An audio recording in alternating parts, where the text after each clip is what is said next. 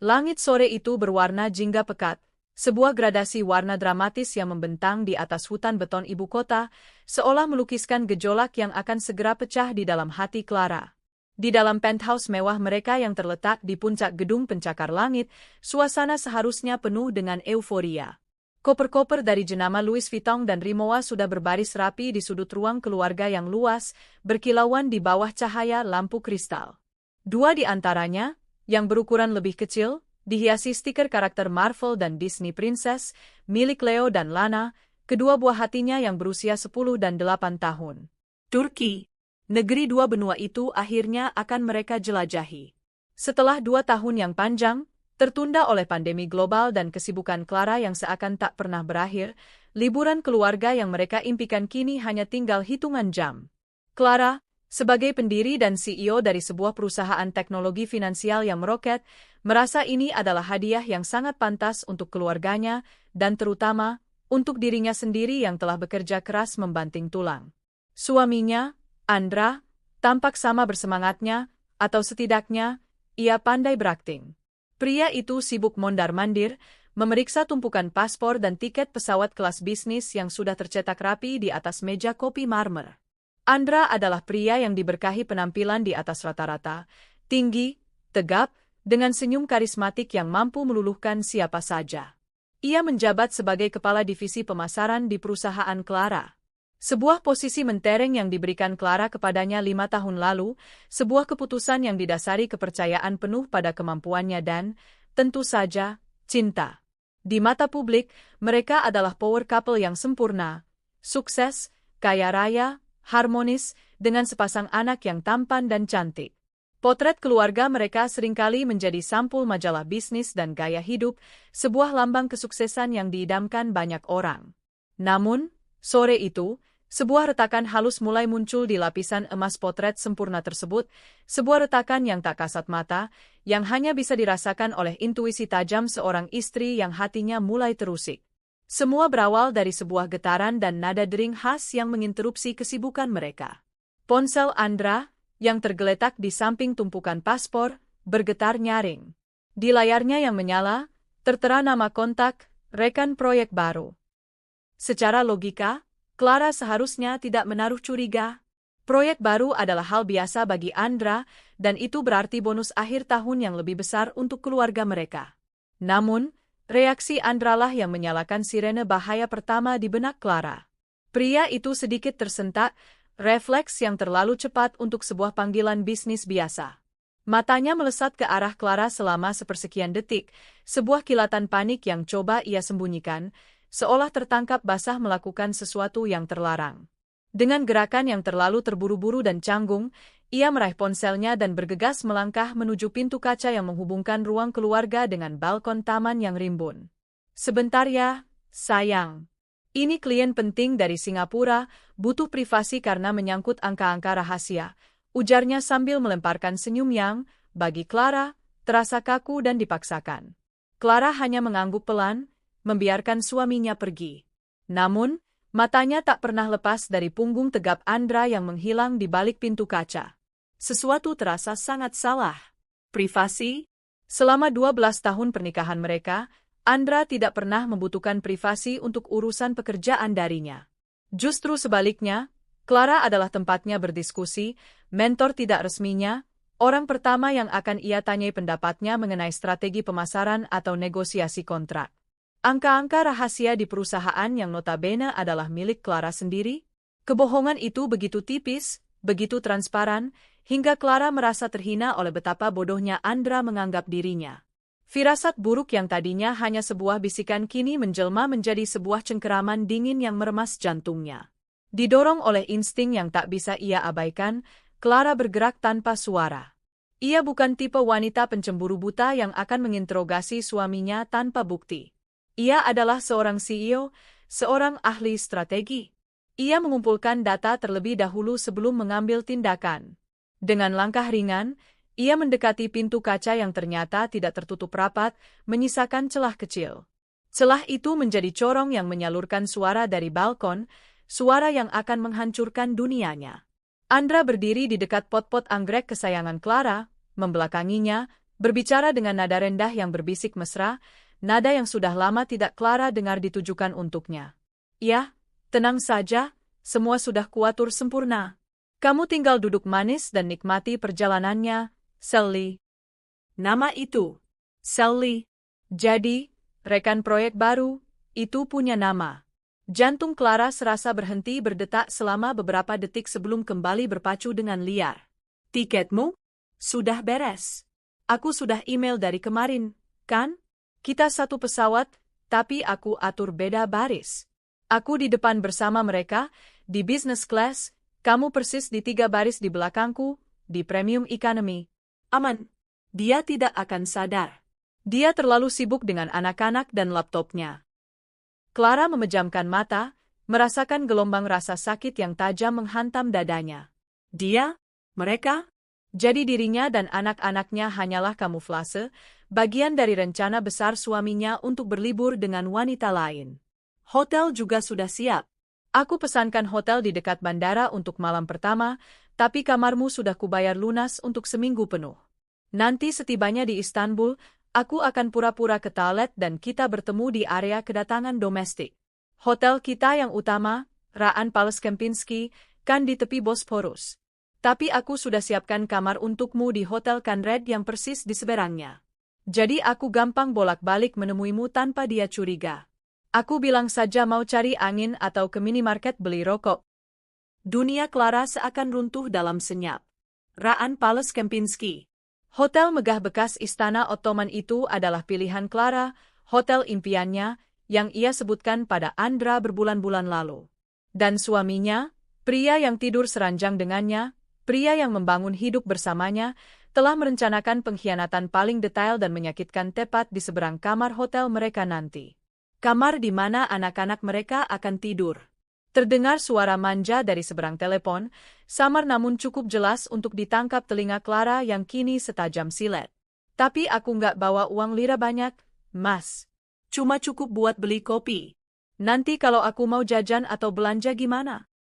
Astaga, sayang, kamu ini kayak sama siapa saja, tawa Andra terdengar.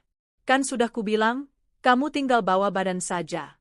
Semua aku yang tanggung.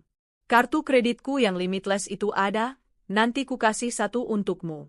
Kamu mau belanja apa di Grand Bazaar? Sebut saja.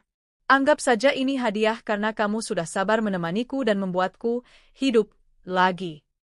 Rasa mual yang hebat naik ke kerongkongannya. Jadi wanita itu, si Sally itu, adalah seorang gundik yang hanya ingin memeras uang suaminya. Gundik yang akan ikut berlibur dengan fasilitas mewah, yang semuanya dibiayai dari hasil kerja keras Clara, dari perusahaan yang setiap batanya adalah tetesan keringat dan air matanya.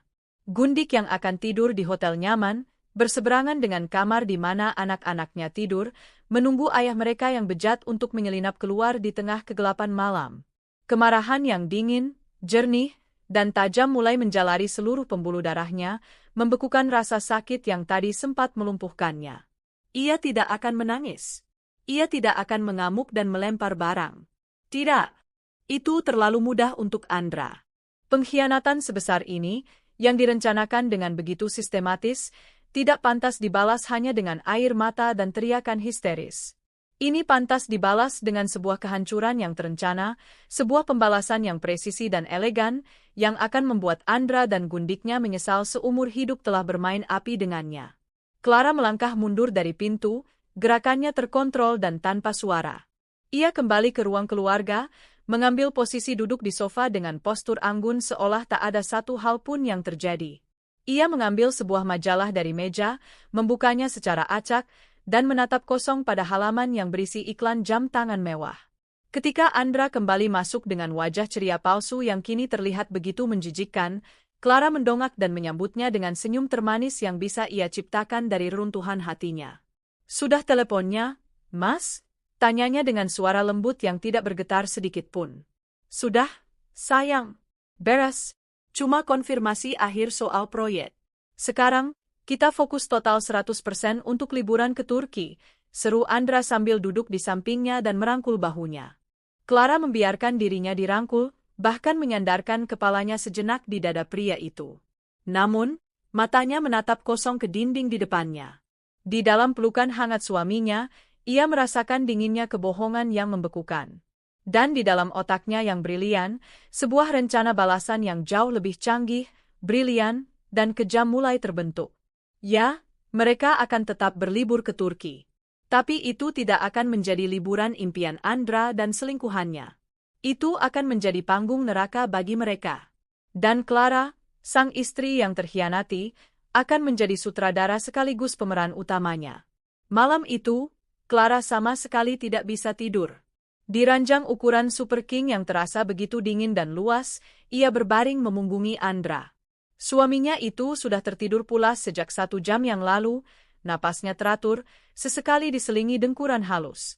Mungkin ia sedang memimpikan petualangan terlarangnya di Turki, membayangkan wajah Sally dan kehangatan tubuh wanita itu. Pikiran itu membuat perut Clara kembali bergejolak. Dengan gerakan pelan agar tidak menimbulkan suara, ia bangkit dari tempat tidur dan berjalan menuju ruang kerjanya yang luas. Di sana, di tengah keheningan malam, ditemani gemerlap lampu kota dari jendela raksasanya, Clara membiarkan otaknya bekerja. Ia bukan lagi seorang istri yang terluka, ia adalah seorang CEO yang sedang merancang strategi untuk menghancurkan kompetitor.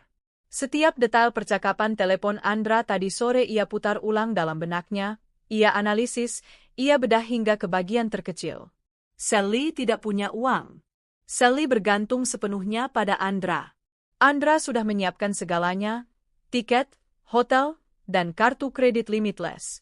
Ironisnya, semua fasilitas itu bersumber dari Clara. Itu adalah kekuatan mereka, sekaligus kelemahan paling fundamental dan paling fatal yang akan dieksploitasi Clara habis-habisan. Clara membuka laptopnya. Jarinya menari di atas papan ketik dengan cepat dan pasti. Ia tidak hanya akan mengubah tujuan, ia akan menciptakan sebuah realitas alternatif, sebuah labirin kemewahan di mana Andra akan tersesat tanpa peta dan kompas. Rencananya harus sempurna, tanpa celah sedikit pun. Keesokan paginya, Clara bangun sebelum matahari terbit. Ia melakukan rutinitasnya seperti biasa, seolah malam tadi tidak terjadi apa-apa. Ia berolahraga yoga selama 1 jam, lalu menyiapkan sarapan untuk anak-anaknya. Saat Andra turun dengan wajah segar, Clara menyambutnya dengan senyum dan secangkir kopi hitam kesukaannya. Ia adalah aktris terbaik, memainkan peran istri yang penuh perhatian dengan begitu meyakinkan. "Mas, semalam aku iseng lihat-lihat lagi reservasi hotel kita di Raan Palace," ucap Clara dengan nada santai sambil mengoleskan selai pada roti panggang untuk Lana. "Aku baru sadar, tipe kamar yang kita pesan itu pemandangannya ke halaman belakang, ke arah taman. Sayang banget, kan? Ini pertama kalinya anak-anak ke Turki. Mereka pasti lebih suka kalau bisa lihat Selat Bosporus langsung dari jendela kamar.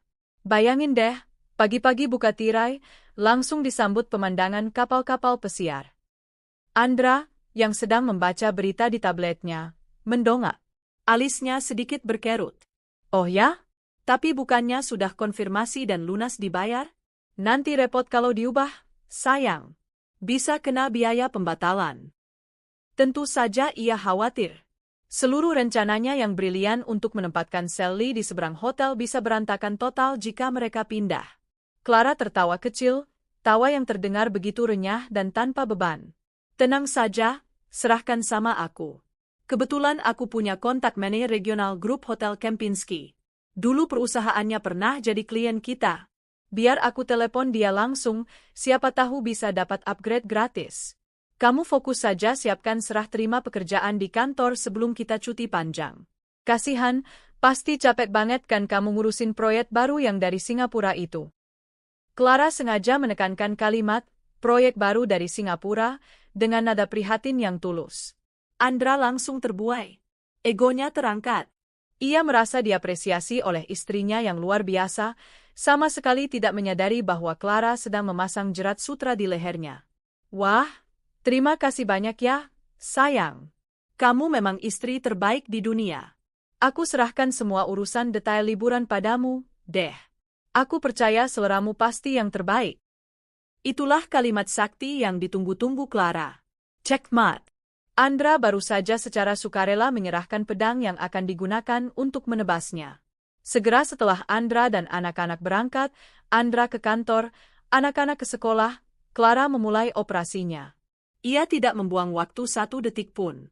Langkah pertama, ia sama sekali tidak menelepon Meneer Kempinski. Itu hanya bualannya saja. Sebaliknya, ia membuka laptopnya dan memulai risetnya. Ia mencari hotel yang memenuhi 3 kriteria, super mewah, memiliki pemandangan Selat Bosporus terbaik, dan yang terpenting, berlokasi sejauh mungkin dari Raan Palace dan area sekitarnya. Pilihannya jatuh pada Ritz-Carlton, Istanbul.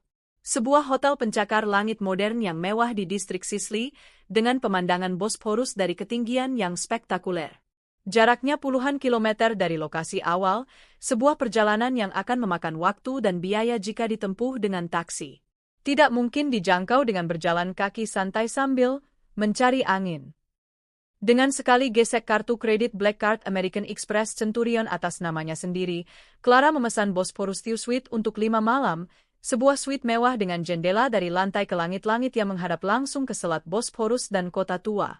Ia kemudian menelepon pihak Ritz-Carlton, memperkenalkan diri sebagai CEO Clara, dan dengan sopan namun tegas meminta beberapa layanan tambahan. Pertama, layanan penjemputan VIP di Bandara Istanbul dengan mobil Mercedes S-Class, bukan taksi biasa. Kedua, ia memastikan sopir hanya akan memegang papan nama bertuliskan, keluarga Clara, bukan keluarga Andra. Ini detail kecil, tapi penting. Ketiga, ia meminta private concierge hotel untuk merancang ulang seluruh itinerari wisatanya, berfokus pada pengalaman eksklusif yang jauh dari keramaian turis, seperti tur privat ke Istana Topkapi setelah jam tutup atau kelas memasak hidangan Turki dengan koki ternama. Ia sedang membangun sebuah gelembung kemewahan yang akan mengisolasi Andra sepenuhnya. Langkah kedua, membatalkan reservasi di Raan Palace. Ia melakukannya melalui email, menggunakan alasan teknis yang dibuat-buat, yaitu adanya kemungkinan masalah keamanan data pada sistem pemesanan online mereka yang ia dengar dari rekan bisnis. Ia meminta pembatalan dan pengembalian dana penuh, dan sengaja mengirim email itu pada jam sibuk, berharap responsnya akan tertunda dan tidak akan langsung terkonfirmasi ke email Andra yang juga terdaftar dalam pemesanan awal. Ia tahu, Andra, dengan kepercayaan dirinya yang selangit, tidak akan pernah repot-repot memeriksa ulang. Langkah ketiga, yang paling krusial dan paling kejam, menciptakan isolasi finansial total untuk Sally. Clara tahu Andra akan memberikan salah satu kartu kreditnya kepada si Gundik. Kartu kredit tambahan Andra terhubung ke rekening utama Clara. Dengan tenang, Clara menelepon layanan nasabah prioritas banknya. Selamat pagi, saya Clara. Saya mau melaporkan bahwa kartu kredit tambahan atas nama suami saya, Andra Wijoyo, dengan nomor sekian-sekian, telah hilang. Saya khawatir kartu itu jatuh di suatu tempat. Tolong segera diblokir saat ini juga. Untuk kartu penggantinya, tolong dikirimkan ke alamat rumah 2 minggu dari sekarang. Suaranya terdengar begitu meyakinkan, penuh dengan kepanikan yang terkontrol. Petugas bank tidak menaruh curiga sedikitpun dan segera memproses permintaannya. Andra memang memiliki kartu debit dari rekening gajinya sendiri, tapi Clara tahu persis saldo di rekening itu menyedihkan. Cukup untuk makan di restoran menengah di Jakarta, tapi tidak akan cukup untuk bertahan hidup di Istanbul bahkan untuk 2 hari sekalipun. Clara menutup telepon dan tersenyum puas. Senyum yang dingin dan penuh perhitungan. Gundik itu, Sally, akan mendarat di Turki dengan tiket yang sudah dibayari, menuju hotel yang sudah lunas, namun tanpa uang sepeser pun dan tanpa kartu kredit yang berfungsi. Ia akan menjadi gelandangan mewah yang terdampar, menunggu pangerannya yang tidak akan pernah datang untuk menyelamatkannya. Selama sisa hari-hari menjelang keberangkatan, Clara adalah perwujudan dari istri dan ibu yang sempurna. Ia mengajak anak-anak membeli baju musim dingin di Plaza Indonesia. Ia menyiapkan semua perlengkapan Andra dengan sangat teliti, termasuk memasukkan obat mak yang biasa suaminya minum. Ia terus-menerus membicarakan betapa menyenangkannya liburan mereka nanti dengan antusiasme yang menular. Andra, yang dibutakan oleh arogansi, kebodohan, dan nafsunya, menelan semua itu mentah-mentah. Ia merasa di atas angin, yakin rencananya berjalan mulus tanpa sepengetahuan istrinya yang polos dan hanya tahu bekerja. Ia tidak tahu bahwa setiap senyuman manis Clara adalah hitungan mundur menuju neraka versinya sendiri, sebuah neraka yang dirancang dengan sangat indah. Hari keberangkatan tiba, membawa serta udara lembab khas Jakarta dan ketegangan yang hanya bisa dirasakan oleh Clara. Terminal 3 Bandara Soekarno-Hatta ramai oleh hiruk-pikuk para pelancong. Clara, dalam balutan setelan kasual dari Loro Piana yang elegan dan nyaman, berjalan anggun mendorong troli yang penuh dengan koper-koper mewah. Leo dan Lana berlari-lari kecil di depannya, tawa riang mereka menjadi kontras yang tajam dengan badai di hati ibu mereka. Andra berjalan di sisinya, berusaha terlihat santai, namun Clara bisa menangkap kegelisahan kecil dalam gerak-geriknya. Matanya terus menyapu kerumunan, bukan untuk memastikan jalan mereka aman, tetapi seolah mencari seseorang di antara lautan manusia. Clara tahu persis siapa yang dicarinya. Dan benar saja, seperti adegan dalam film murahan, dari sudut matanya, Clara menangkap sosok itu. Seorang wanita muda, mungkin pertengahan 20-an, berdandan berlebihan untuk sebuah penerbangan jarak jauh. Ia mengenakan gaun ketat berwarna merah menyala, sepatu hak tinggi yang tidak praktis, dan menenteng tas tangan Louis Vuitton Neverfull palsu yang kualitasnya buruk. Wanita itu, yang Clara juluki, si merah, dalam hatinya, sedang berpura-pura sibuk dengan ponselnya, mengambil swafoto dengan berbagai pose. Namun, matanya sesekali melirik tajam ke arah mereka, memastikan targetnya ada dalam jangkauan. Clara menahan senyum sinisnya. Jadi ini seleramu sekarang, Mas? Begitu murahan dan norak. Saat panggilan untuk boarding penumpang kelas bisnis diumumkan, Clara sengaja memperlambat langkahnya, berpura-pura merapikan syal di leher Lana. Ia membiarkan Andra berjalan beberapa langkah di depan. Kesempatan itu tidak disia-siakan oleh suaminya. Clara melihat dengan jelas bagaimana Andra memberikan sebuah kedipan mata singkat dan senyum penuh arti ke arah Sally saat mereka melewati barisannya. Sally membalasnya dengan senyum malu-malu dan kibasan rambut yang genit, sebuah pemandangan yang membuat Clara ingin muntah di atas sepatu Bottega Veneta miliknya. Di dalam kabin pesawat Turkish Airlines yang mewah, semua persis seperti yang ia dengar dalam percakapan telepon itu. Mereka menempati kursi kelas bisnis yang nyaman, sementara Sally duduk sendirian di kabin kelas ekonomi premium, 3 baris di belakang mereka, persis di barisan tengah. Selama penerbangan panjang menuju Istanbul, Clara melancarkan serangan psikologisnya. Ia menjadi istri paling mesra dan paling perhatian sedunia. Ia menyandarkan kepalanya di bahu Andra, menyuapinya sepotong baklava dari hidangan penutup, dan terus mengajaknya bicara tentang kenangan-kenangan indah mereka, dengan volume suara yang sengaja ia atur agar cukup keras untuk bisa terdengar samar oleh orang di belakang mereka. Ingat enggak, Mas, waktu kita honeymoon ke Santorini?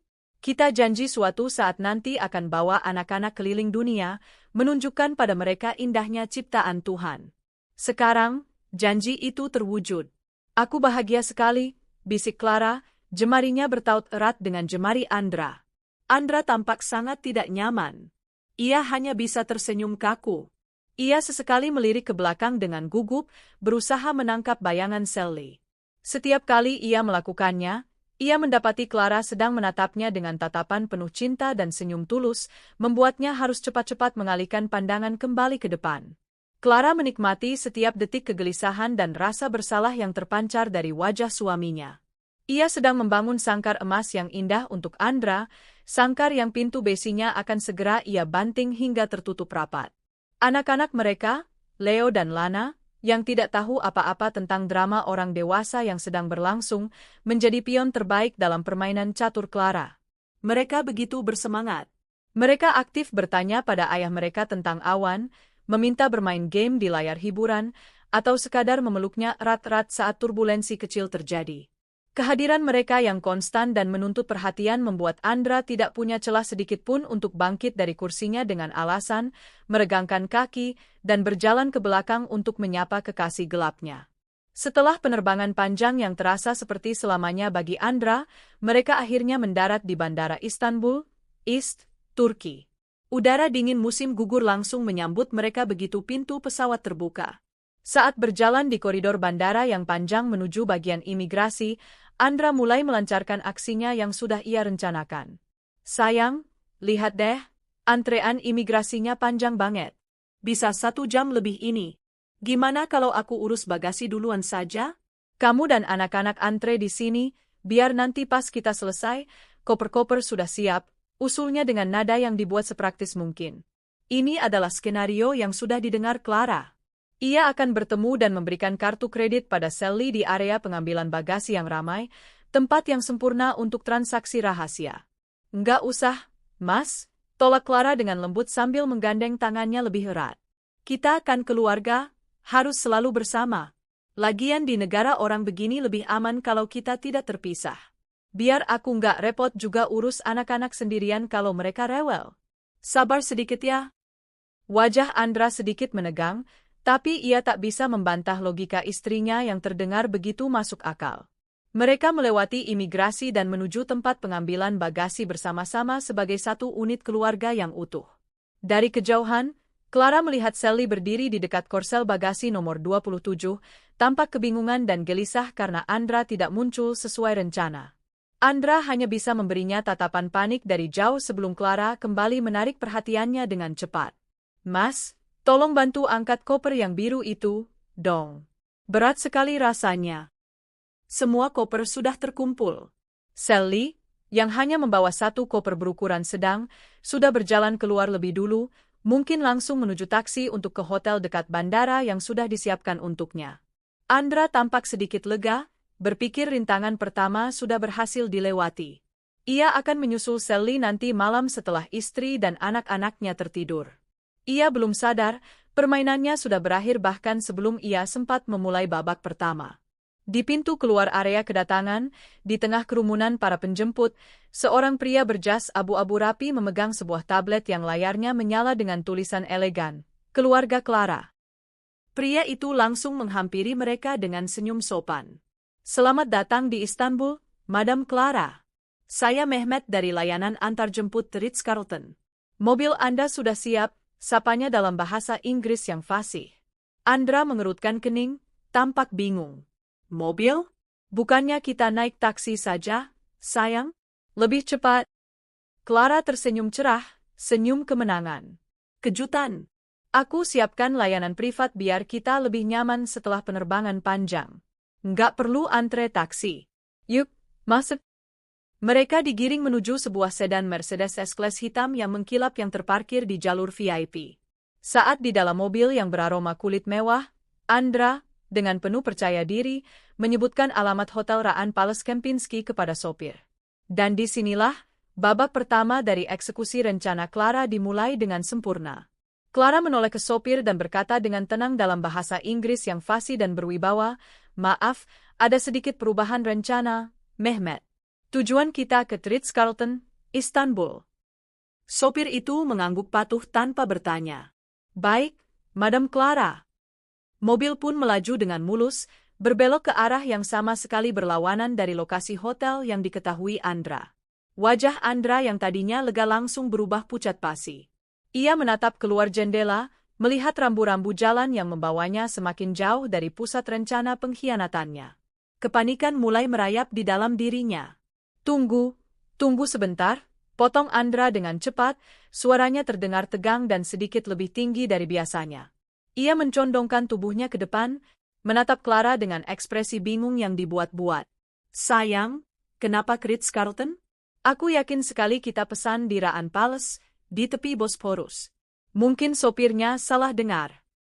Ia kemudian beralih ke sopir. "Sir, I think there is a mistake. Our hotel is Raan Palace Kempinski." Clara menoleh pada suaminya, memasang ekspresi paling polos dan paling bahagia yang ia bisa. Matanya berbinar-binar saat ia meraih tangan Andra. "Oh, ini kejutan kedua, Mas. Aku lupa bilang saking senangnya. Aku berhasil dapat upgrade super spesial dari teman travel agentku yang baik banget. Kita dapat suite di Ritz-Carlton dengan pemandangan langsung ke Selat Bosporus dari lantai atas. Katanya sih ini salah satu pemandangan terbaik di seluruh Istanbul. Dan coba tebak? Gratis. Aku sengaja nggak bilang dari kemarin-kemarin biar jadi kejutan istimewa buat kamu dan anak-anak. Kamu suka, kan?" Leo dan Lana yang duduk di kursi belakang, yang tadinya sibuk mengagumi interior mobil, langsung bersorak gembira begitu mendengar kata, "Selat Bosporus." "Hore, kita bisa lihat Bosporus dari kamar." "Makasih banyak, Mama." "Mama hebat," seru Leo, Sementara Lana sudah menempelkan wajahnya ke jendela, mencari-cari pemandangan laut. Anak-anak. Mereka adalah senjata pamungkas Clara, perisai tak tertembus dari segala argumen. Bagaimana mungkin Andra menolak kejutan yang begitu luar biasa di depan anak-anak mereka yang sedang bersorak-sorai kegirangan? Protes sekecil apapun akan membuatnya terlihat seperti ayah yang jahat, tidak tahu berterima kasih, dan merusak kebahagiaan anak-anaknya. Ia telah diskakmat. Andra terdiam, wajahnya pucat seperti kertas. Keringat dingin mulai membasahi pelipisnya meskipun AC mobil terasa sejuk. The Ritz-Carlton? Di Sicily?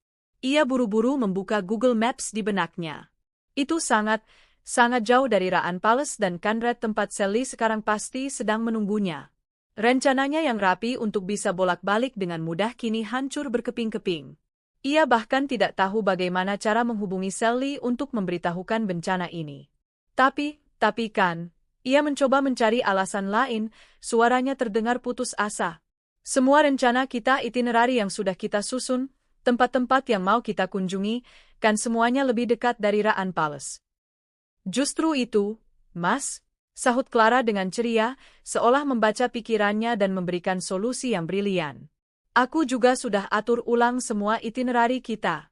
Aku sudah email-emailan dengan private concierge dari The Ritz-Carlton. Mereka sudah siapkan jadwal tur yang jauh lebih eksklusif untuk kita, menjauh dari keramaian turis yang membosankan. Kita akan mengunjungi tempat-tempat yang hidden gems. Semuanya sudah diatur, termasuk mobil pribadi yang siap sedia setiap hari. Jadi, kamu tinggal duduk manis, tidak perlu pusing mikirin apa-apa, dan nikmati liburannya. Anggap saja ini semua hadiah dariku karena kamu sudah bekerja sangat keras tahun ini. Andra benar-benar terpojok. Setiap argumennya dipatahkan dengan telak oleh alasan yang terdengar begitu sempurna, begitu logis, dan begitu penuh perhatian. Ia tidak bisa berbuat apa-apa selain memaksakan seulas senyum kaku dan pasrah saat mobil mewah itu membawanya semakin jauh dari lokasi pengkhianatannya, menuju sebuah penjara emas yang tidak ia sadari. Setibanya di The Ritz-Carlton, kemewahan hotel itu begitu menyilaukan dan membuat mereka terkesima. Mereka tidak perlu mengantre di lobi. Seorang manajer hotel sudah menyambut mereka di pintu masuk dan mengantar mereka langsung ke suite mereka. Saat pintu ganda dari kayu yang berat itu dibuka, pemandangan yang tersaji membuat Leo dan Lana menjerit kagum. Sebuah ruang tamu yang luas dengan perabotan mewah, dan yang paling utama, dinding kaca raksasa dari lantai ke langit-langit yang membingkai Selat Bosporus dan jembatan Bosporus yang berdiri begitu megah, seolah-olah mereka bisa mengulurkan tangan dan menyentuhnya.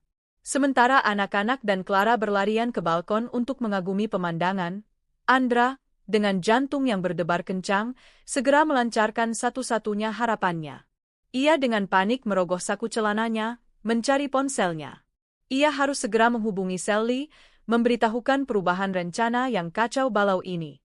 Tapi saku celananya kosong. Ia memeriksa saku jas, saku celana lagi, lalu membongkar isi tas tangannya dengan kasar. Kosong. Ponselnya raib. Ponselku, serunya dengan nada panik yang tak bisa lagi disembunyikan. Ponselku tidak ada. Hilang? Clara menoleh dari balkon, memasang ekspresi cemas dan terkejut yang sangat meyakinkan. Apa? Kamu serius, Mas? Coba diingat-ingat lagi, terakhir kali kamu pegang di mana? Aku tidak tahu. Seingatku ada di saku jas tadi di pesawat. Jawabnya, suaranya bergetar. Ya ampun, Mas, kata Clara sambil menepuk dahinya dengan gerakan dramatis. Jangan-jangan jatuh di mobil tadi waktu kita turun. Atau mungkin terselip di kursi pesawat. Atau jatuh di bandara. Aduh, gimana dong? Semua data penting ada di sana kan? Andra menjadi semakin panik, mondar-mandir seperti singa dalam kandang. Kita harus telepon sopirnya. Minta dia periksa mobilnya. Sudah tidak bisa, Mas. Mehmet kan dari layanan hotel, bukan sopir pribadi kita. Mobilnya pasti sudah pergi jauh untuk menjemput tamu lain. Dan datanya bagaimana? Kontak-kontak penting. Clara sengaja menambahkan bensin ke dalam api kecemasan suaminya. Justru itu. Kontak Sally? Maksudku rekan-rekan proyek baruku dari Singapura ada di sana semua. Aku harus lapor ke mereka. Andra hampir saja tergelincir lidah, menyebut nama yang terlarang. Clara dalam hati tersenyum penuh kemenangan. Rasakan itu, pengkhianat. Tentu saja ponsel itu tidak jatuh.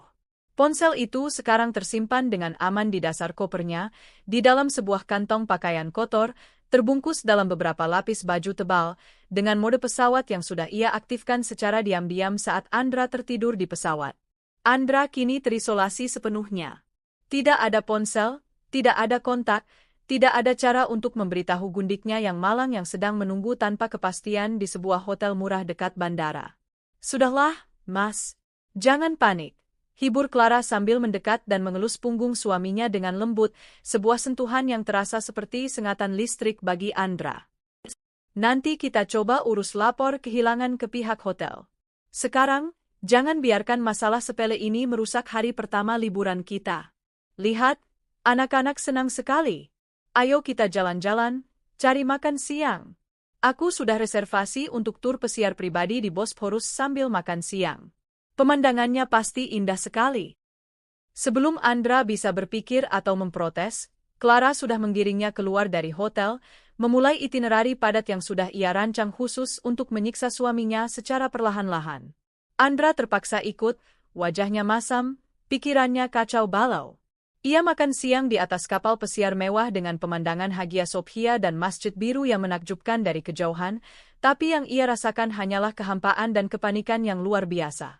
Ia terjebak dalam sebuah liburan impian yang terasa jauh lebih buruk dari mimpi terburuknya. Hari-hari berikutnya di Istanbul adalah sebuah pertunjukan dualitas yang ironis, sebuah sandiwara yang disutradarai dengan cemerlang oleh Clara. Bagi Clara dan anak-anak, itu adalah surga dunia yang menjadi kenyataan. Bagi Andra, itu adalah neraka personal yang tersembunyi di balik kemewahan dan senyuman.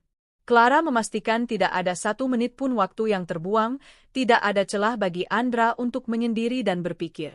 Jadwal mereka padat dari pagi hingga malam. Pagi hari pertama mereka habiskan menjelajahi Grand Bazaar.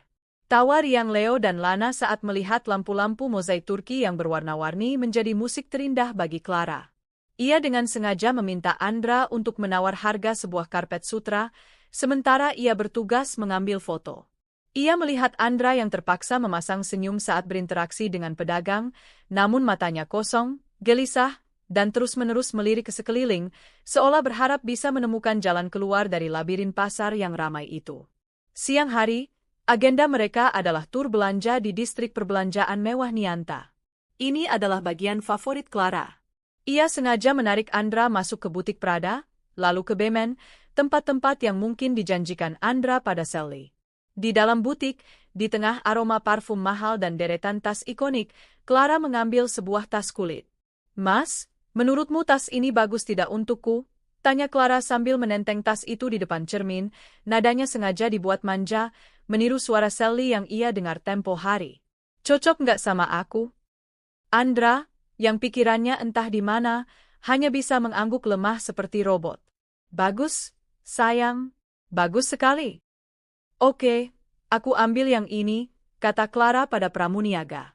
Ia kemudian mengeluarkan kartu American Express Centurion miliknya. "Ah, tapi ini kan uangku sendiri, aku beli saja ya." "Sebagai hadiah untuk diriku sendiri," tambahnya sambil melirik Andra dengan senyum manis. Setiap gesekan kartu di mesin edisi adalah sebuah tamparan tak terlihat bagi Andra, sebuah pengingat akan janji-janji kosongnya pada selingkuhannya dan betapa tidak berdayanya ia sekarang. Sementara itu, di sisi lain kota yang jauh, Clara bisa membayangkan dengan sangat jelas apa yang sedang terjadi pada Sally. Ia pasti terjebak di kamar hotel dekat bandara yang sempit dan membosankan. Menunggu telepon atau pesan yang tak kunjung datang. Mencoba menggunakan kartu kredit pemberian Andra untuk memesan layanan kamar atau mungkin berbelanja online, hanya untuk mendapati transaksi itu ditolak mentah-mentah. Rasa gembira karena akan berlibur mewah gratis pasti sudah berubah menjadi kebingungan, lalu kekesalan, kecemasan, dan akhirnya kepanikan total. Ia tidak punya cukup uang, kemungkinan besar tidak bisa berbahasa Turki, dan terdampar sendirian di negara asing. Pangeran penyelamatnya, sumber keuangannya, tidak bisa dihubungi dan tidak menunjukkan batang hidungnya. Clara membayangkan Sally menangis, mengumpat, dan menyalahkan Andra. Pemandangan itu membawa kepuasan tersendiri baginya. Andra beberapa kali mencoba melancarkan strategi untuk bisa bebas sejenak. Suatu sore, ia mencoba meminjam ponsel Clara. "Sayang, boleh pinjam ponselmu sebentar? Mau cek email penting dari kantor. Siapa tahu ada yang urgen. Baterainya tinggal 5%, Mas, dan aku lagi pakai buat Google Maps cari jalan ke restoran. Nanti saja ya di hotel, pakai laptopku," jawab Clara dengan cepat dan logis. Di lain waktu, ia beralasan ingin pergi ke game sendirian. Clara langsung menyahut, "Ide bagus. Ayo kita semua ke kolam renang indoor hotel, biar sehat." Ia selalu punya cara untuk mematahkan setiap upaya Andra. Suatu malam, saat anak-anak sudah tertidur lelap di kamar mereka, Andra mencoba mendekati Clara yang sedang membaca di sofa. Ia duduk di sampingnya, mencoba meraih tangannya. "Sayang, aku benar-benar khawatir. Bukan hanya soal ponsel, tapi aku merasa ada yang aneh. Bisakah kita kembali ke hotel dekat bandara besok? Hanya untuk mengecek, siapa tahu ponselku memang tertinggal di sana." Clara menutup bukunya, menoleh, dan menatapnya dengan tajam. Tatapan dingin seorang CEO yang sedang menginterogasi bawahannya. "Hotel dekat bandara? Hotel apa? Kita tidak pernah memesan hotel di sana. Dan untuk apa mengorbankan 1 hari penuh dari waktu liburan kita yang sangat berharga hanya untuk mencari ponsel yang sudah pasti hilang? Aku sudah blokir semua kartumu yang terhubung ke ponsel itu, jadi datamu aman. Lupakan saja, Mas. Nanti di Jakarta kita beli iPhone seri terbaru. Anggap saja yang lama itu buang sial." Jawaban Clara yang logis, dingin, dan menusuk itu membuat Andra bungkam 1000 bahasa. Ia sadar, ia tidak bisa menyebut nama hotel tempat Sally menginap tanpa membuka kedoknya sendiri. Ia benar-benar terjebak dalam perangkap yang ia ciptakan sendiri.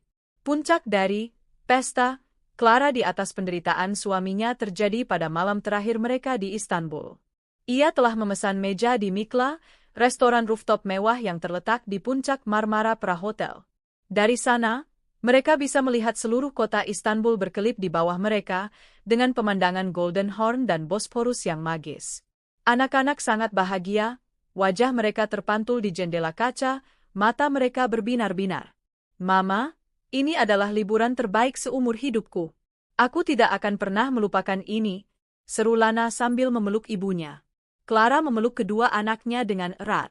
"Tentu, sayang. Mama akan selalu memberikan yang terbaik untuk kalian berdua." Matanya melirik Andra yang duduk di seberang meja, menatap hidangan kebabnya tanpa nafsu, wajahnya lebih kelabu dari langit malam. Seorang pelayan menuangkan anggur Turki terbaik ke dalam gelas kristal mereka. Clara mengangkat gelasnya. "Untuk kita, Mas. Untuk keluarga kita. Untuk masa depan yang lebih baik." Andra terpaksa mengangkat gelasnya, senyumnya lebih mirip sebuah seringai kesakitan. Mereka bersulang di puncak Istanbul, merayakan liburan keluarga yang dari luar tampak begitu sempurna. Namun, di balik denting gelas kristal yang merdu itu, Clara sedang merayakan kemenangannya yang sunyi, berpesta pora di atas reruntuhan kepanikan suaminya yang tak berdaya. Ia menikmati setiap detik dari pemandangan itu. Pria yang mencoba menghancurkan hatinya kini hancur lebur di hadapannya, dan ia bahkan belum memulai babak final dari skema pembalasannya yang megah. Hari kepulangan adalah hari penghakiman terakhir di tanah Ottoman. Sepanjang perjalanan dari The Ritz-Carlton menuju Bandara Istanbul, Andra tampak seperti mayat hidup yang didandani dengan pakaian mahal. Ia tidak bicara sepatah kata pun, hanya menatap kosong keluar jendela, wajahnya kuyu, dan lingkaran hitam pekat di bawah matanya menjadi bukti nyata bahwa ia tidak tidur semalaman. Harapannya yang terakhir untuk bisa bertemu Sally atau setidaknya menghubunginya telah pupus seluruhnya. Mungkin satu-satunya yang berputar-putar di kepalanya saat ini adalah skenario horor tentang bagaimana caranya menjelaskan semua ini pada Sally jika mereka secara kebetulan bertemu di bandara atau di pesawat. Clara, sebaliknya, tampak segar dan bersemangat. Ia mengenakan setelan celana berwarna krem yang membuatnya terlihat profesional namun tetap santai. Ia mengobrol riang dengan anak-anak, membahas oleh-oleh apa yang akan mereka berikan untuk kakek dan nenek mereka di Jakarta. Ia memperlakukan Andra seperti biasa, menawarinya air mineral atau biskuit, seolah-olah ia buta dan tuli terhadap ketegangan luar biasa yang memancar dari tubuh suaminya. Di konter check-in kelas bisnis yang sepi, Clara dengan percaya diri menyerahkan 4 paspor kepada petugas. Semua berjalan lancar. Paspor Clara dan anak-anak dipindai, boarding pass dicetak. Hingga tiba saatnya Andra akan menyerahkan kopernya untuk ditimbang. Saat itulah, dengan wajah yang dibuat sepucat mungkin, ia melancarkan langkah putus asanya yang terakhir. Sayang, aduh, perutku tiba-tiba sakit sekali, melilit rasanya.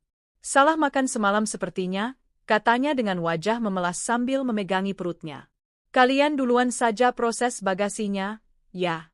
Aku ke toilet sebentar, tidak tahan. Nanti aku susul kalian di imigrasi. Clara menatapnya selama beberapa detik.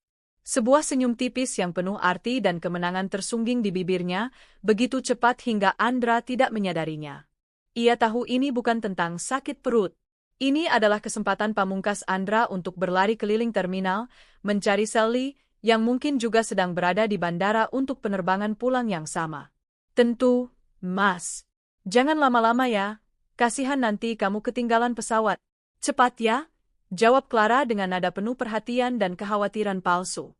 Andra segera bergegas pergi, menyeret langkahnya dengan dramatis pada awalnya, lalu setengah berlari menghilang di tengah keramaian. Clara tidak membuang waktu 1 detik pun. Ia segera menyelesaikan proses check-in untuk dirinya dan kedua anaknya. 3 koper berhasil masuk ke bagasi. Koper besar milik Andra ia biarkan begitu saja di samping troli, seperti sebuah monumen bagi pemiliknya yang terlantar. Kemudian, dengan postur tenang dan berwibawa, ia menghampiri supervisor maskapai yang berdiri di dekat konter. Permisi. Saya Clara, sapanya dengan bahasa Inggris yang sempurna. Ada sedikit masalah. Sepertinya suami saya, atas nama Andra Wijoyo, tidak akan bisa ikut dalam penerbangan ini. Ia baru saja mendapat telepon ada urusan keluarga yang sangat mendesak di Istanbul dan ia harus tinggal lebih lama. Tolong batalkan check-in atas namanya dan keluarkan namanya dari manifest penumpang. Supervisor itu tampak sedikit bingung tapi melihat penampilan Clara yang meyakinkan dan 2 anak kecil di sisinya, ia akhirnya mengangguk dan memproses permintaan itu. Baik, Madam. Sudah saya batalkan. Jadi hanya ada 3 penumpang dalam rombongan Anda. Kini, secara resmi, hanya ada 3 penumpang dalam daftar penerbangan itu, Clara, Leo, dan Lana. Setelah mendapatkan 3 boarding pass di tangannya, Clara menggandeng kedua anaknya menuju imigrasi. Mereka melewatinya dengan cepat. Sambil menunggu di ruang tunggu keberangkatan yang mewah, dengan pemandangan langsung ke landasan pacu, Clara mengeluarkan ponselnya. Inilah saatnya untuk melancarkan serangan pamungkas, rentetan perintah yang akan menyegel nasib Andra untuk selamanya. Panggilan pertama adalah ke Relationship Manager di bank prioritasnya. Selamat pagi, Pak David. Saya Clara. Saya minta semua rekening gabungan dan seluruh kartu kredit, baik kartu utama maupun kartu tambahan atas nama suami saya, Andra Wijoyo, dibekukan dan dinonaktifkan saat ini juga. Alasannya, saya sedang dalam proses pengajuan cerai dan ada indikasi kuat penyalahgunaan aset bersama. Panggilan kedua adalah kepada asisten pribadinya yang sangat ia percayai di Jakarta. Rina, dengarkan baik-baik. Tolong siapkan surat pemecatan untuk Andra Wijoyo. Efektif per hari ini. Alasan, pelanggaran etika berat dan tindakan yang merugikan citra perusahaan. Segera nonaktifkan semua aksesnya ke sistem kantor, email korporat, dan batalkan kartu kredit korporat atas namanya. Jangan biarkan dia mengambil barang apapun dari ruangannya. Dan satu lagi, hubungi Pak Suryo dari firma hukum kita. Siapkan draft gugatan cerai secepat mungkin. Panggilan ketiga adalah kepada kepala keamanan di kompleks perumahan elit mereka. Pak Joko, selamat siang. Saya Ibu Clara. Tolong segera panggil tukang kunci dan ganti semua kunci dan kode akses rumah saya hari ini juga. Tidak ada seorang pun yang boleh masuk ke dalam rumah tanpa izin langsung dari saya, terutama Bapak Andra. Jika dia datang, jangan izinkan masuk dan segera hubungi saya. Setelah semua panggilan selesai, Clara menarik napas panjang. Ia mematikan ponselnya. Ia menatap ke landasan pacu, di mana pesawat Boeing 777 yang akan membawanya pulang ke kehidupan baru sudah menunggu dengan gagah. Ia tidak merasakan penyesalan sedikitpun, hanya kelegaan yang luar biasa, seolah beban seberat gunung baru saja terangkat dari pundaknya. Panggilan terakhir untuk penumpang tujuan Jakarta terdengar melalui pengeras suara. Clara berdiri, merapikan pakaiannya, lalu menggandeng tangan Leo dan Lana. "Ayo, sayang, saatnya kita pulang." Saat pesawat lepas landas dan mengangkasa, Clara sengaja memilih untuk duduk di dekat jendela. Ia menatap ke bawah ke arah kota Istanbul yang gemerlapan, yang kini terlihat semakin kecil. Di suatu tempat di bandara yang luas di bawah sana, suaminya pasti sedang berlari-lari panik, mencarinya di gerbang keberangkatan yang salah, tidak tahu bahwa ia telah ditinggalkan. Dan di tempat lain, di sebuah hotel murah, seorang wanita simpanan sedang menangis histeris, tidak tahu bahwa mesin ATM-nya telah mengering dan meninggalkannya. Mereka berdua, sepasang pengkhianat itu, kini terdampar di negara asing tanpa uang, tanpa tiket yang valid, dan tanpa jalan pulang yang mudah. Clara tersenyum tipis. Ini bukan akhir dari liburan mereka. Ini adalah awal dari kemerdekaannya.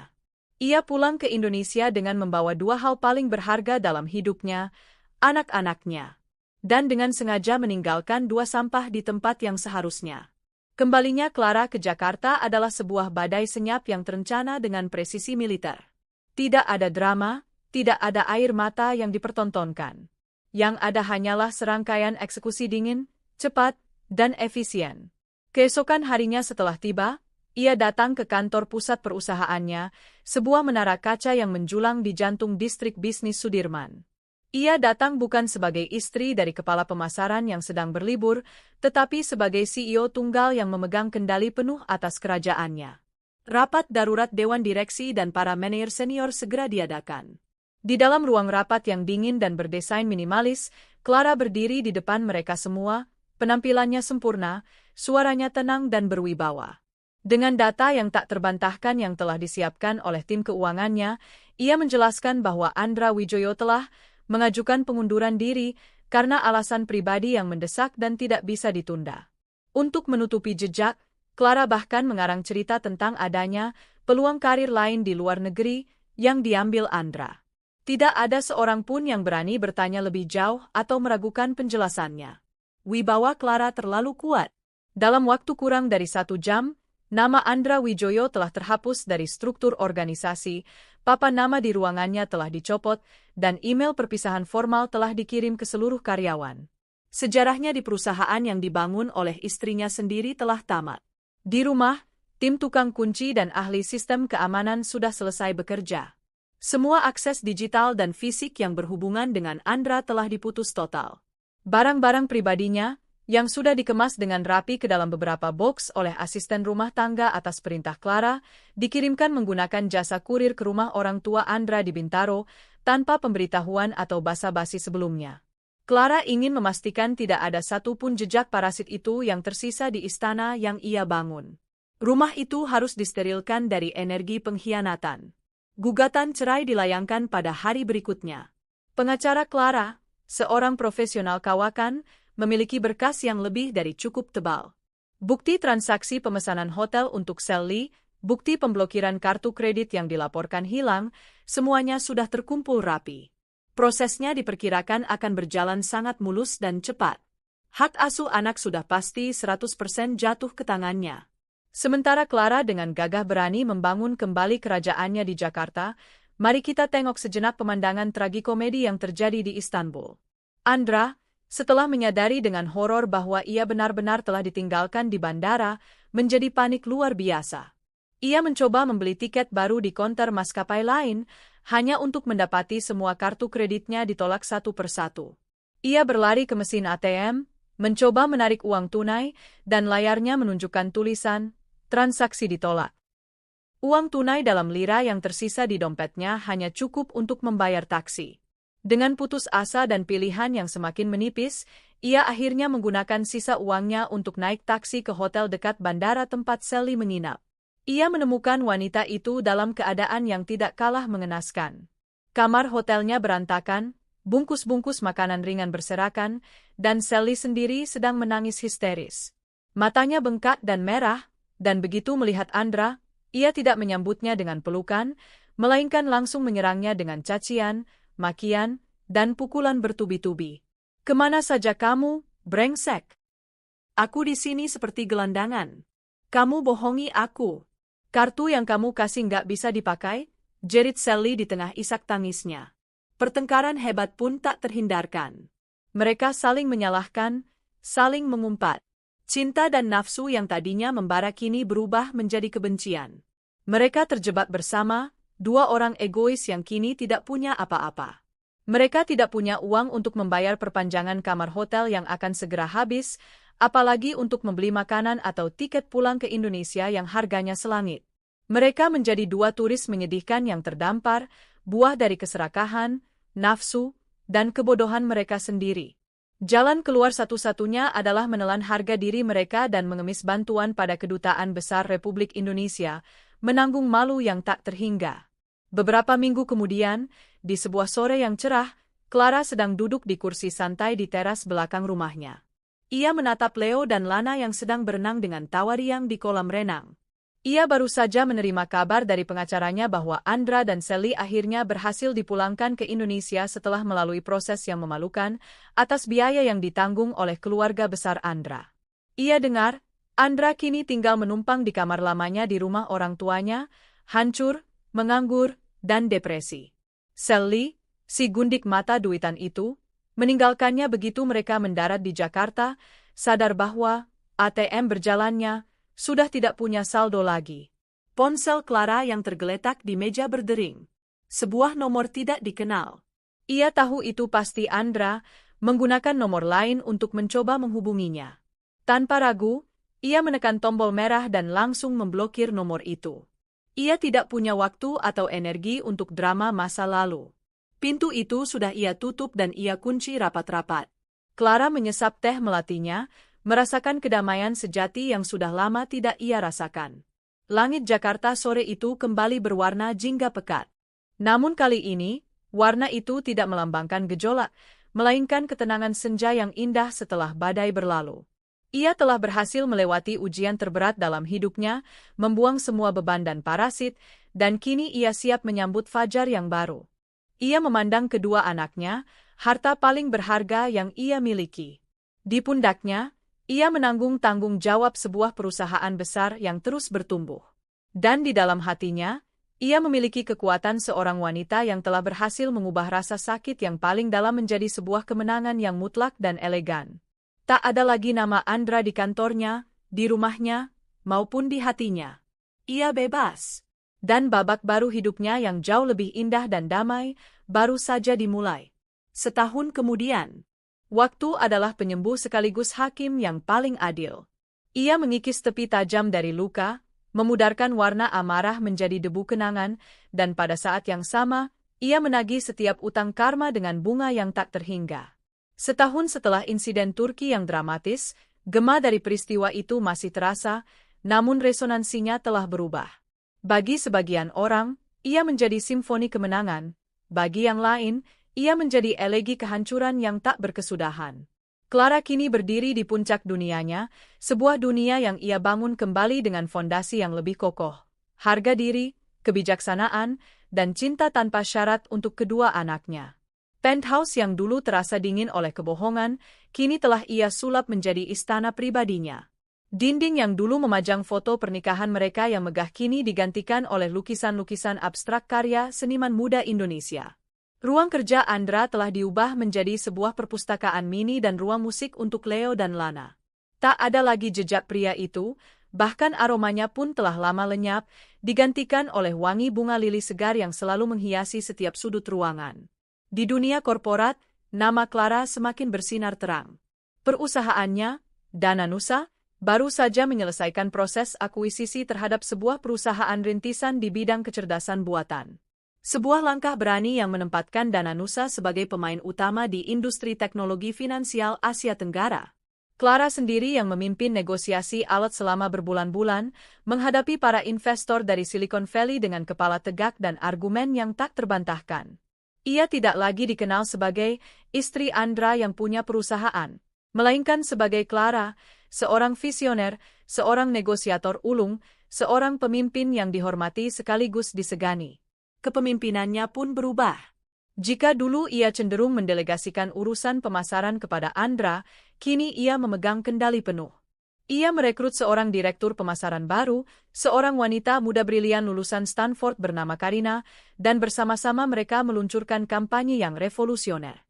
Keputusannya kini lebih tajam, lebih cepat, dan tanpa keraguan. Stafnya melihat perubahan itu. Ada aura baru di sekelilingnya, aura kekuatan yang tenang dan tak tergoyahkan. Ia menjadi inspirasi, terutama bagi para karyawan wanita di perusahaannya. Namun, di balik citra wanita super itu, Clara menemukan kembali kelembutan hatinya dalam peran sebagai seorang ibu. Perceraian itu, meskipun menyakitkan pada awalnya bagi anak-anak, ternyata membawa berkah tersendiri. Hubungan mereka menjadi jauh lebih dalam dan jujur. Tanpa kehadiran Andra yang seringkali hanya memberikan perhatian superficial, Clara mengisi kekosongan itu dengan kualitas waktu yang sesungguhnya. Setiap akhir pekan, mereka memiliki ritual baru. Kadang mereka berkemah di halaman belakang penthouse, lengkap dengan tenda dan marshmallow bakar. Kadang mereka menghabiskan seharian di dapur, mencoba resep-resep kue yang rumit. Suatu sore, saat mereka sedang merangkai puzzle bergambar peta dunia di lantai ruang keluarga, Leo, putranya yang kini berusia 11 tahun, tiba-tiba bertanya, "Ma, apa papa baik-baik saja?" Clara berhenti sejenak, menatap mata putranya yang jernih. Ia tidak akan menanamkan kebencian. "Mama harap begitu, sayang," jawabnya lembut. Setiap orang membuat pilihan dalam hidupnya, dan setiap pilihan punya konsekuensi. Yang terpenting sekarang adalah kita bertiga. Kita adalah satu tim. Lana, yang sedang mencari potongan puzzle untuk negara Brasil, menimpali tim Mama, Leo, dan Lana. Tim terbang. Clara tertawa dan memeluk kedua anaknya. Rasa hangat menjalari hatinya. Inilah kebahagiaan sejati. Bukan liburan mewah yang penuh kepalsuan, melainkan momen-momen kecil yang penuh dengan kejujuran dan cinta. Ia memang belum membuka hatinya untuk pria baru, bukan karena trauma, tetapi karena ia sedang menikmati masa-masa indahnya bersama dirinya sendiri dan anak-anaknya. Ia telah belajar bahwa sumber kebahagiaan terbesarnya bukanlah validasi dari seorang pria, melainkan dari pencapaiannya sendiri dan tawar yang kedua buah hatinya. Sementara Clara membangun kerajaannya lebih tinggi dari sebelumnya, Andra justru terkubur hidup-hidup di bawah runtuhan dunianya sendiri. Setahun setelah kepulangannya yang memalukan dari Turki, hidupnya adalah sebuah potret kegagalan yang menyedihkan. Ia kembali tinggal di kamar masa remajanya di rumah orang tuanya di Bintaro, sebuah kamar dengan poster-poster grup musik rock dari tahun 90-an yang kini tampak menguning dan usang, sama seperti masa depannya. Gelar, mantan suami Clara, dan pria yang ditinggal di Turki, melekat padanya seperti getah. Di dunia bisnis Jakarta yang kecil dan penuh gosip, namanya telah masuk daftar hitam. Beberapa kali ia mencoba melamar pekerjaan di perusahaan lain, namun selalu ditolak. Terkadang penolakannya halus, terkadang brutal. Seorang kepala HRD dari sebuah perusahaan multinasional bahkan berkata terus terang kepadanya saat wawancara, "Pak Andra, rekam jejak Anda bagus, tapi kami tidak bisa mengambil risiko mempekerjakan seseorang dengan isu integritas yang sebesar ini. Reputasi adalah segalanya." Ia mencoba memulai bisnis konsultasi pemasaran sendiri, namun tidak ada satupun klien yang mau memakai jasanya. Ia menjadi paria, dijauhi oleh teman-teman lamanya yang dulu sering menemaninya minum wine dan bermain golf. Mereka takut diasosiasikan dengannya, takut merusak hubungan baik mereka dengan Clara yang kini semakin berkuasa. Secara finansial, ia hancur lebur. Tanpa akses ke rekening Clara, ia benar-benar miskin. Uang pesangon dari dana Nusa, yang diberikan Clara sesuai aturan hukum, habis dalam beberapa bulan untuk gaya hidup yang coba ia pertahankan. Kini, ia sepenuhnya bergantung pada uang pensiun ayahnya, seorang purnawirawan jenderal yang menatapnya dengan kekecewaan mendalam setiap kali mereka bertemu di meja makan. "Sampai kapan kamu mau begini terus, Andra?" tanya ayahnya suatu malam, suaranya berat dan penuh penyesalan. "Umurmu sudah kepala 4, tapi kelakuanmu seperti anak remaja yang tidak punya tanggung jawab." Ibunya, seperti kebanyakan ibu, masih berusaha membelanya. "Sudahlah, Pak, kasihan Andra, dia sedang terpuruk." "Terpuruk karena ulahnya sendiri," bentak ayahnya. "Dia punya istri seperti berlian, tapi dia malah membuangnya demi batu kali." Andra hanya bisa menunduk, menatap nasi di piringnya tanpa nafsu. Setiap hari adalah siksaan. Ia merindukan kemewahan, mobil sport, jam tangan mahal, dan yang paling utama, status. Ia menghabiskan hari-harinya dengan menonton televisi dan menjelajahi internet, di mana ia secara tak sengaja, atau mungkin sengaja, selalu menemukan berita tentang kesuksesan Clara. Suatu hari, ia melihat Clara diwawancarai di sebuah acara bincang-bincang bisnis di televisi. Clara tampak begitu anggun, cerdas, dan berwibawa. Di layar, tertulis keterangan di bawah namanya, Clara, CEO Dananusa, salah satu wanita paling berpengaruh di Asia. Melihat itu, Andra merasakan campuran antara penyesalan, iri hati, dan kemarahan yang beracun. Ia tidak sepenuhnya menyalahkan dirinya. Di dalam benaknya yang delusional, ia masih merasa Clara terlalu kejam. Dia tidak perlu menghancurkanku sampai seperti ini, gumamnya pada diri sendiri. Ia lupa bahwa ia sendiri yang telah meletakkan dinamit di sekeliling fondasi hidupnya dan menyulut sumbunya. Bagaimana dengan Sally? Nasibnya tidak kalah tragis, meskipun dalam skala yang berbeda. Setelah meninggalkan Andra di Bandara Soekarno-Hatta, ia sadar bahwa sumber uangnya telah lenyap. Kisah pelakor yang terdampar di Turki, entah bagaimana bocor dan menjadi viral di akun-akun gosip Instagram dan TikTok. Wajahnya, yang diambil dari media sosialnya sebelum ia menguncinya, terpampang di mana-mana. Ia menjadi bahan cemoohan nasional, sebuah contoh nyata dari karma instan. Ia terpaksa kembali ke kampung halamannya di sebuah kota kecil di Jawa Tengah, menanggung malu yang luar biasa di hadapan keluarga dan tetangganya. Impiannya untuk menjadi sosialita Jakarta dan menikah dengan pria kaya hancur berkeping-keping. Tas Louis Vuitton palsunya yang ia bawa dari Turki menjadi bahan ejekan. Setahun kemudian, Sally bekerja sebagai staf administrasi di sebuah dealer motor. Setiap hari ia berhadapan dengan tumpukan berkas kredit dan mencium bau oli. Gaji bulanannya tidak cukup bahkan untuk membeli dompet desainer asli yang paling murah sekalipun. Ia seringkali terlihat melamun di meja kerjanya, mungkin mengenang beberapa hari singkat di mana ia merasa seperti seorang putri, sebelum semuanya berubah menjadi mimpi buruk. Suatu siang saat istirahat makan, ia iseng membuka akun gosip dari ponsel barunya yang murah. Matanya terpaku pada sebuah foto. Foto Clara yang sedang menerima penghargaan CEO of the Year di sebuah hotel mewah di Jakarta. Di foto itu, Clara mengenakan gaun malam berwarna zamrud yang memukau, tampak seperti seorang ratu. Rasa iri dan benci kembali membakar hati Sally. Ia sadar, ia hanyalah sebuah kerusakan tambahan dalam perang antara suami dan istri. Ia hanyalah pion bodoh yang dikorbankan tanpa ampun. Ia tidak mendapatkan apa-apa dari petualangannya selain rasa malu dan kehidupan yang jauh lebih buruk dari sebelumnya. Ia telah menukar harga dirinya dengan seminggu fantasi yang berakhir dengan kehancuran. Di malam penganugerahan, CEO of the Year, Andra, didorong oleh keputusasaan dan sisa-sisa arogansinya, melakukan tindakan paling nekat. Ia meminjam mobil tua ayahnya dan pergi ke hotel mewah tempat acara itu berlangsung. Ia tidak punya undangan, tapi ia berhasil menyelinap masuk melalui pintu servis. Penampilannya yang kuyu dan pakaiannya yang sedikit lusuh membuatnya tidak terlalu mencolok di antara para staf hotel. Ia berdiri di barisan paling belakang ballroom yang megah, tersembunyi di dalam bayang-bayang. Dari sana, ia melihat semuanya. Ia melihat Clara, mantan istrinya, berjalan anggun ke atas panggung diiringi tepuk tangan yang meriah dari ratusan tokoh penting di dunia bisnis. Ia mendengar pidato Clara yang fasih dan inspiratif, di mana Clara berterima kasih kepada timnya, dan terutama, kepada dua sumber kekuatan terbesarnya, Leo dan Lana. Nama Andra sama sekali tidak disebut, seolah ia tidak pernah ada dalam hidup wanita itu. Setelah Clara turun dari panggung dan dikerumuni oleh para kolega yang ingin memberikan selamat, Andra mencoba bergerak maju. Niatnya kacau. Sebagian dari dirinya ingin memaki, menyalahkan Clara atas kehancurannya. Sebagian lagi ingin memohon, mengemis pekerjaan, atau sekadar pengakuan atas keberadaannya. Namun, saat ia baru melangkah beberapa kali, dua orang petugas keamanan berbadan tegap langsung menghampirinya. Salah satu dari mereka adalah kepala keamanan pribadi Clara yang baru, yang sudah diberi foto Andra dan instruksi yang jelas. "Maaf, Pak. Acara ini hanya untuk tamu undangan. Mari saya antar keluar, kata petugas itu dengan suara rendah namun tegas.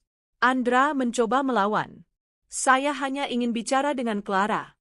Dia mantan istri saya. Justru karena itu, Bapak tidak diizinkan berada di sini, jawab petugas kedua. Mereka menggiring Andra keluar dari ballroom tanpa menimbulkan keributan. Dari atas panggung kecil tempat ia berfoto, Clara sempat menangkap bayangan keributan kecil itu dari sudut matanya. Ia melihat punggung seorang pria yang sangat ia kenal digiring keluar.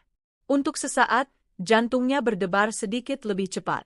Namun, kemudian, ia merasakan ketenangan yang luar biasa. Ia menatap pria itu, hantu dari masa lalunya, yang kini terlihat begitu kecil, begitu kalah, begitu tidak berarti. Tidak ada lagi kemarahan. Tidak ada lagi kebencian. Yang tersisa hanyalah rasa kasihan yang dingin dan acuh tak acuh. Ia tidak melakukan apa-apa. Ia tidak perlu melakukan apa-apa lagi. Ia hanya berbalik badan, kembali tersenyum ke arah kamera, dan melanjutkan pestanya. Kemenangannya sudah mutlak. Malam itu, setelah pulang ke rumah, Clara masuk ke kamar anak-anaknya yang sudah tertidur. Ia menyelimuti mereka dan mencium kening mereka satu persatu. Ia kemudian berjalan ke jendela raksasa di ruang keluarganya, menatap pemandangan kota Jakarta yang berkilauan di bawahnya. Langit malam itu cerah, dihiasi ribuan bintang. Clara mengambil globe besar yang ada di sudut ruangan, memutarnya perlahan. Jarinya berhenti di sebuah negara kepulauan di timur. Jepang. Bagaimana kalau liburan kita berikutnya ke sana? Bisiknya pada dirinya sendiri. Sebuah liburan baru, sebuah petualangan baru. Sebuah perjalanan yang akan ia bangun di atas fondasi kejujuran, cinta, dan tawa anak-anaknya. Ia menatap pantulan dirinya di kaca jendela. Seorang wanita yang utuh, seorang ratu di kerajaannya sendiri, seorang ibu yang menjadi pusat alam semesta bagi anak-anaknya. Ia bebas. Dan di Cakrawala, fajar baru yang cemerlang telah menantinya.